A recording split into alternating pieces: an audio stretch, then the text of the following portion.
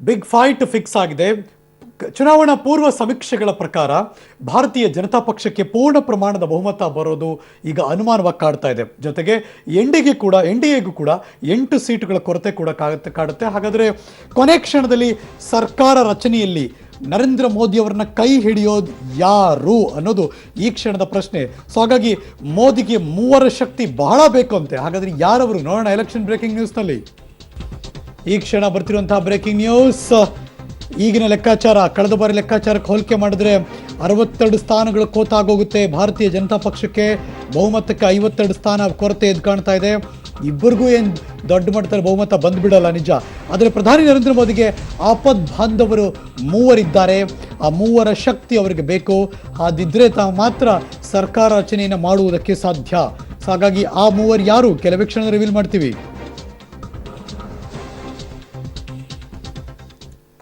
ಹಾಗಾದ್ರೆ ಆ 3 ಯಾರು? ಇದೀಗ ಬರ್ತಾ ಇದೆ ಮಗದೊಂದು ಬ್ರೇಕಿಂಗ್ ನ್ಯೂಸ್. 300 ಗಡಿ ದಾಟಲು ಮೋದಿ ನೆಚ್ಚಿಕೊಂಡಿರೋದು ಈ 3ರನ್ನೇ. 3 ದೈತ್ಯ ಪ್ರಾದೇಶಿಕ ಪಕ್ಷಗಳು ಕೈ ಹಿಡಿದ್ರೆ ಬಲಿಷ್ಠ ಸರ್ಕಾರ ರಚನೆ ಮಾಡುವಂತಹ ಲೆಕ್ಕಾಚಾರವನ್ನ ಇದೀಗ ನರೇಂದ್ರ ಮೋದಿ ಅಂಡ್ ಟೀಮ್ ಲೆಕ್ಕ ಹಾಕ್ತಿದೆ ಅಂತ ಸುದ್ದಿ ಸಿಗ್ತಾ ಇದೆ. ಒಂದ್ ಕಡೆ ಒಡಿಶಾ ಕಡೆ, ಇನ್ನೊಂದು ಕಡೆ ತೆಲಂಗಾಣದ ಕಡೆ, ಮಗದೊಂದು ಕಡೆ ಆಂಧ್ರ ಪ್ರದೇಶ. ಅಂದರೆ ಒಡಿಶಾ CM ನವೀನ್ ಪಟ್ನಾಯಕ್ ಅವರ BJD ಬಿಜು ಜನತಾದಳ್ ಒಡಿಶಾ, ಇನ್ನು ಜಗನ್ YSR ಕಾಂಗ್ರೆಸ್ ಜಗನ್, ಇನ್ನು ತೆಲಂಗಾಣದ CM ಅಫ್ಕೋರ್ಸ್ TRS ತೆಲಂಗಾಣ ರಾಷ್ಟ್ರ ಸಮಿತಿ. ಆ ಕಡೆ ಕೂಡ ಯಾಕೆಂದರೆ ಅವ್ರು 3 ಜನ ಸೇರಿದ್ರೆ 36 ಸ್ಥಾನಗಳನ್ನು ಗೆಲ್ಲುವ ಲೆಕ್ಕಾಚಾರ ಇದೆ.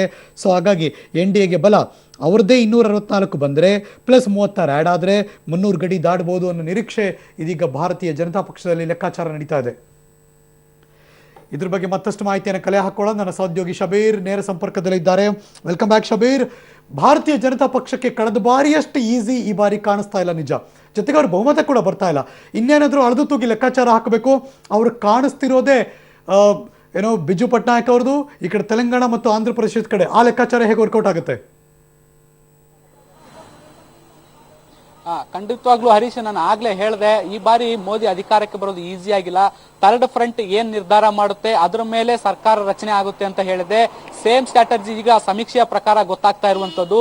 ಈ ಬಾರಿ NDAಗೆ 264 ಸೀಟ್ ಬರುತ್ತೆ ಅಂತ ಈಗಾಗಲೇ ಸಮೀಕ್ಷೆಗಳ ರಿಪೋರ್ಟ್ ಹೇಳ್ತಾ ಇರುವಂತದ್ದು. ಕಳೆದ ಬಾರಿ 330ಕ್ಕೂ ಹೆಚ್ಚು ಸೀಟ್ಗಳು NDAಗೆ ಬಂದಿತ್ತು. ಹಾಗಾಗಿ ಈ ಬಾರಿ ಅಧಿಕಾರ ಹಿಡಿಯೋದು ಬಹಳ ಸುಲಭದ ಮಾತಲ್ಲ. ಹಾಗಾಗಿ ಈ ಬಾರಿ ಮೋದಿಗೆ ಯಾರು ಸಪೋರ್ಟ್ ಮಾಡ್ತಾರೆ ಅಂತ ನಾವು ನೋಡೋದಾದ್ರೆ ಬಹಳ ಪ್ರಮುಖವಾಗಿ 3 ಪ್ರಾದೇಶಿಕ ಪಕ್ಷಗಳವರನ್ನ ಕೈ ಹಿಡಿಬೇಕಾಗುತ್ತೆ. ಒಂದನೇದು ಒಡಿಶಾದ ನವೀನ್ ಪಟ್ನಾಯಕ್, ಒಡಿಶಾ CM ಏನಿದ್ದಾರೆ ಅವರು ಈ ಬಾರಿ ಮೋದಿಗೆ ಬೆಂಬಲವನ್ನ ನೀಡ್ತಾರಾ ಅನ್ನೋದು ಒಂದು.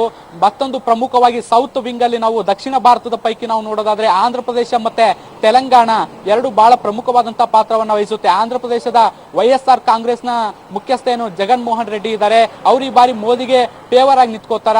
ಮತ್ತೆ ತೆಲಂಗಾಣದ KCR ಏನಿದ್ದಾರೆ, KC ಚಂದ್ರಶೇಖರ್ ರಾವ್ CM ಏನಿದ್ದಾರೆ, ಅವರು ಈ ಬಾರಿ ಮೋದಿ ಅವರಿಗೆ ಪರವಾಗಿ ನಿಂತ್ಕೋತಾರ. ಇವ್ರು 3 ಕೂಡ ಪರವಾಗಿ ನಿಂತ್ಕೊಂಡ್ರೆ ಮೋದಿ ಅವರಿಗೆ ಈ ಬಾರಿ NDA 300ಕ್ಕೂ ಹೆಚ್ಚು ಸೀಟ್ಗಳನ್ನ ಗಡಿಯನ್ನ ದಾಟಬಹುದು ಅಂತ ಹೇಳಲಾಗ್ತಾ ಇದೆ. ಈ 3 ಪ್ರಾದೇಶಿಕ ಪಕ್ಷಗಳ ಪೈಕಿ 30ರಿಂದ 36 ಸೀಟ್ಗಳು ಲೋಕಸಭೆಯಲ್ಲಿ ಬರ್ಬೋದು ಅಂತ ನಿರೀಕ್ಷೆ ಮಾಡಲಾಗ್ತಾ ಇದೆ.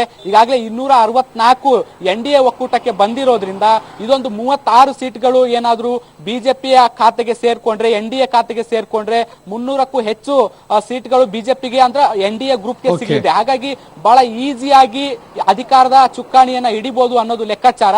ಆದ್ರೆ ಇವರು 3 ಚುನಾವಣೆಯ ಮುನ್ನ ಬೆಂಬಲವನ್ನ ಘೋಷಣೆ ಮಾಡ್ತಾರ, ಚುನಾವಣೆಯ ನಂತರ ಬೆಂಬಲವನ್ನ ಘೋಷಣೆ ಮಾಡ್ತಾರ.